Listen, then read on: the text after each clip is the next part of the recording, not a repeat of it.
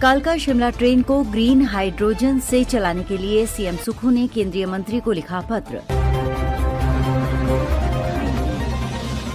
राज्य सरकार ने रेल मंत्रालय से यूनेस्को विश्व धरोहर कालका शिमला रेल लाइन को ग्रीन हाइड्रोजन से संचालित करने की संभावना तलाशने का आग्रह किया है।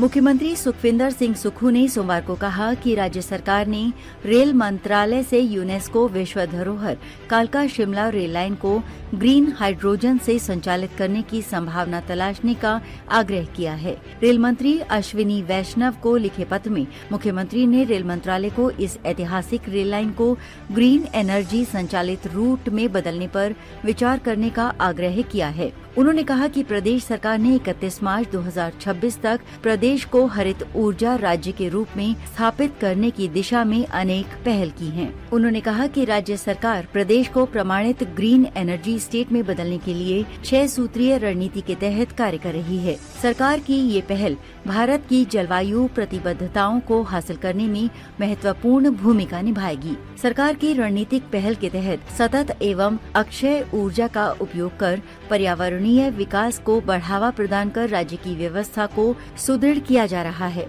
सुक्खू ने कहा कि प्रदेश अपनी वर्तमान 1500 मिलियन यूनिट थर्मल पावर खपत को हाइड्रो, सौर और पवन ऊर्जा सहित नवीकरणीय स्रोतों से बदलने की दिशा में आगे बढ़ रहा है।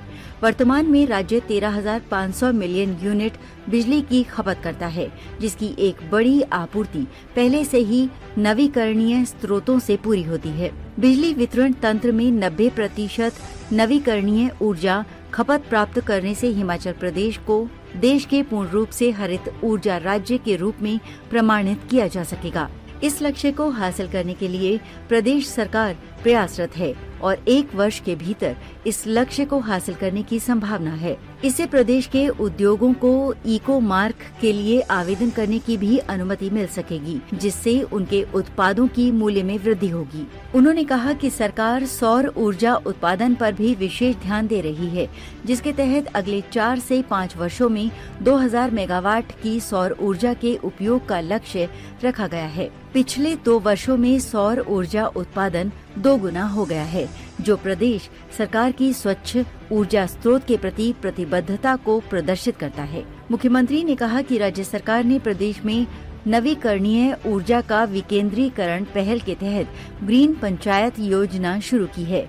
इस योजना के तहत पंचायत स्तर पर 500 किलोवाट क्षमता के ग्रिड से जुड़े ground mounted solar power plant लगाए जा रहे हैं। इसके तहत बिजली की बिक्री से होने वाली आय का उपयोग पर्यावरण अनुकूल और सतत विकास परियोजनाओं के लिए किया जाएगा।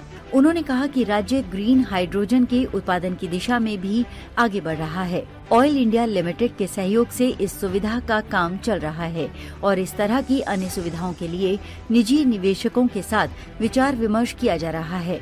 उन्होंने कहा कि राज्य सरकार के इलेक्ट्रिक वाहनों को बढ़ावा देने की पहल के तहत हिमाचल पथ परिवहन निगम की 3200 बसों के बेड़े में से 1500 बसों को आगामी 2 से 3 वर्षों में इलेक्ट्रिक बसों से बदला जा रहा है। सरकार के विभिन्न विभागों में डीजल और पेट्रोल वाहनों के बेड़े को भी इलेक्ट्रिक वाहनों में बदला जा रहा है। इसके अतिरिक्त 6 प्रमुख राष्ट्रीय राजमार्गों को ई वाहनों के संचालन के लिए ग्रीन कॉरिडोर के रूप में विकसित किया गया है।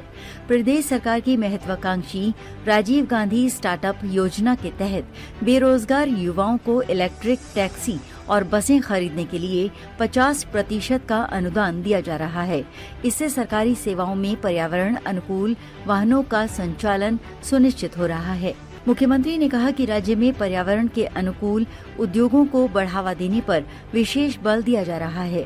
राज्य सरकार की ओर से नए उद्योगों या मौजूदा उद्योगों के विस्तार के लिए सख्त मानक संचालन प्रणाली को लागू कर सभी प्रस्तावों का ध्यानपूर्वक मूल्यांकन किया जा रहा है।